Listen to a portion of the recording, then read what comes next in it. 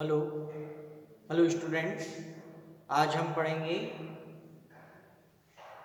Process of international marketing की third process के बारे में। डिसीजन टू इंटरनेशनल मार्केट्स, ये इंटरनेशनल मार्केट की थर्ड प्रोसेस है।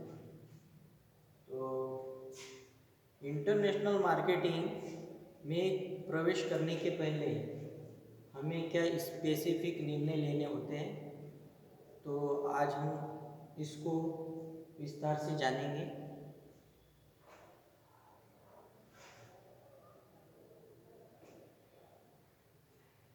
इंटरनेशनल मार्केटिंग डिसीजन यानी इंटरनेशनल मार्केटिंग में हमें क्या स्पेसिफिक निर्णय लेने होते हैं, विशेष निर्णय के बारे में देखते हैं step by step. Market identification and target. Market identification, identification यानी पहचान करना। मार्केट में बहुत से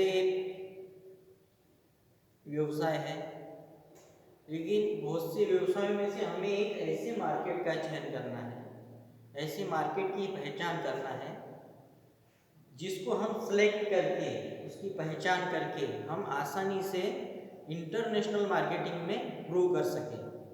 तो हमें ऐसे मार्केट का चयन करना है जो हमें सुलभ हो, सरल हो और हमें भी समझाने में लोगों को दिक्कत ना हो और हमें भी उसे आइडेंटिफाई करने में दिक्कत ना हो, और जो हमारी टीम बनेगी, जो हमारा समूह रहेगा इंटरनेशनल मार्केटिंग में, उनको भी मार्केटिंग करने में कोई कठिनाई ना हो। इसलिए हमें मार्केट आइडेंटिफिकेशन को पहले क्लियर कर लेना चाहिए, उसका डिसीजन पहले ले लेना चाहिए, मार्केट की पहचान कर लेना चाहिए। फिर उसके बाद आता है टारगेटिंग। पहले हमने मार्केट का चयन कर लिया, यानी मार्केट की पहचान कर ली, आइडेंटिफिकेशन कर लिया। अब उसके बाद आता है टारगेटिंग। टारगेट यानी लक्ष्य, एम्स, हमारा लक्ष्य क्या होगा, हमारा उसके पीछे लक्ष्य होना चाहिए। बिना लक्ष्य के आदमी अपने अंतिम नतीजे तक नहीं पहुंच सकता। इसलिए हमें अपने लक्ष्य को निर्धारित पहले करना पड़ेगा, तब जाके हम अपने लक्ष्य तक आसानी से पहुंच पाएंगे। और जो भी कॉम्प्लिकेटेड चीज़ें आएगी इंटरनेशनल मार्केटिंग में, तो हम उसको आसानी से फेस कर पाएंगे। तो इसलिए पहले हमें टारगेट को सेट करना पड़ेगा, टारगेट का निर्धारण करना पड़ेगा। उसके बाद आता है inter mode selection. Inter mode selection, तो हम जिस दिशा में बढ़ेंगे, हम जिस दिशा में बढ़ेंगे उस दिशा का हमें चयन कर लेना चाहिए। हम जिस दिशा में बढ़ना चाहिए उस दिशा का चयन करके उसमें जो भी यानी कॉम्प्लिकेटेड या जो भी रिस्क आएंगे उसको हम फेस कैसे करेंगे, उनको स्वरूप कैसा देंगे, उनको शक्ल कैसी देंगे, हम अपने काम को अंजाम कैसे देंगे। जब हम इंटरनेशनल मार्केटिंग में प्रवेश करेंगे,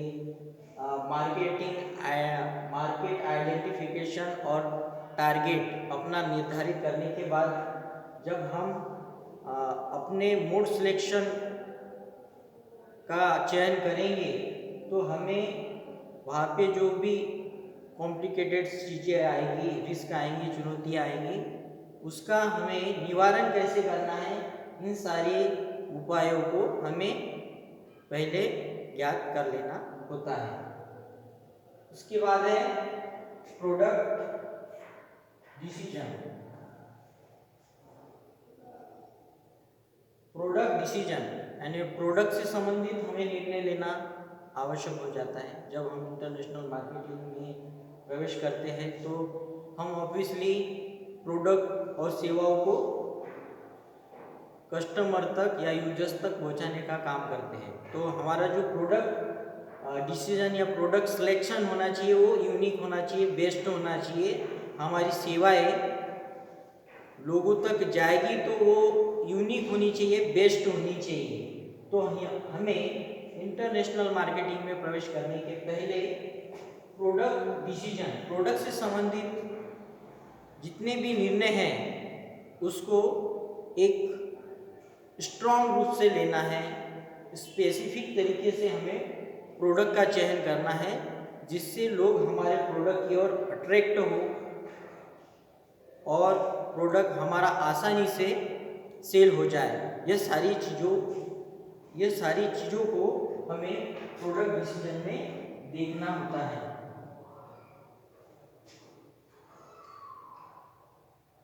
अब उसके बाद नेक्स्ट है डिस्ट्रीब्यूशन चैनल्स डिसीजन।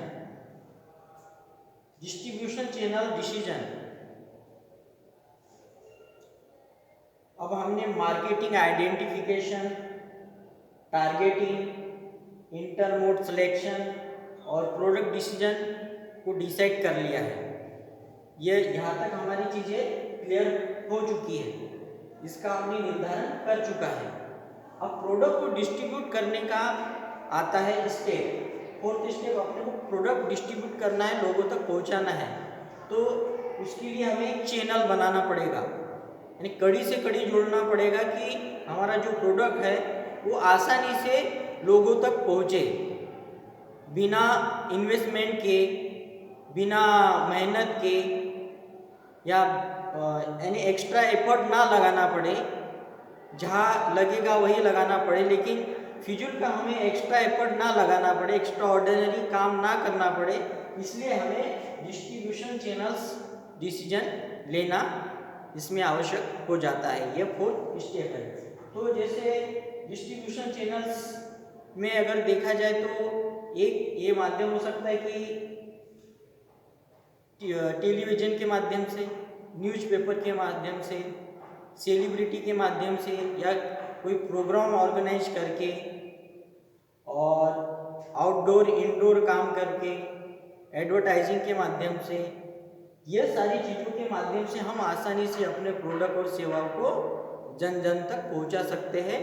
कस्टमर या यूजर्स तक उनको आसानी से पहुंचा सकते हैं। तो ये सारी चीज़ों का इसमें हमें चयन करना होता है या डिसीजन लेना होता है डिस्ट्रीब्यूशन चैनल्स डिसीजन में। उसके बाद है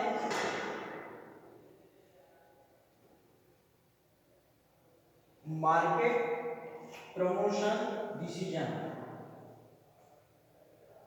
मार्केट प्रमोशन डिसीजन यानी हम जब अपनी सेवाओं और वस्तुओं को डिस्ट्रीब्यूट करेंगे तो हमारा मार्केट में ज़्यादा से ज़्यादा क्या होना चाहिए, हमारा जो सेल है इंक्रीज होना चाहिए। ज़्यादा से ज़्यादा हमारे मार्केट में सेल इंक्रीज होना चाहिए, यानी हमारी वस्तुएं और सेवाएं ज़्यादा से ज़्यादा लोगों तक पहुंचनी चाहिए।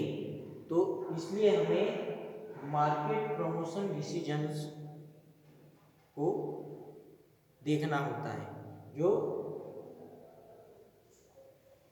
प्रोसेस ऑफ इंटरनेशनल मार्केटिंग की अंतिम प्रोसेस होती है थर्ड प्रोसेस में। तो जैसे आप प्रमोशन, मार्केट प्रमोशन, बाजार वृद्धि बोलेंगे, यानी हमारा जो प्रोडक्ट है, हमारी जो